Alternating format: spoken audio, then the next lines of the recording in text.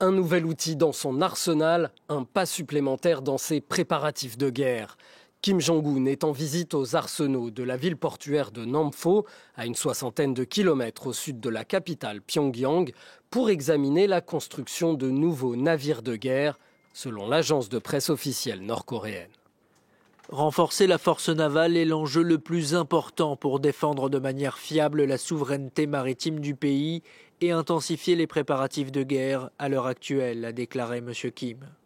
En un peu plus d'une semaine, la Corée du Nord a procédé à 4 tirs de missiles de croisière, dont un tiré depuis un sous-marin sous la supervision du dirigeant nord-coréen.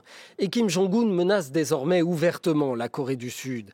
Il l'a qualifié de principal ennemi de son pays, ce qui est une première.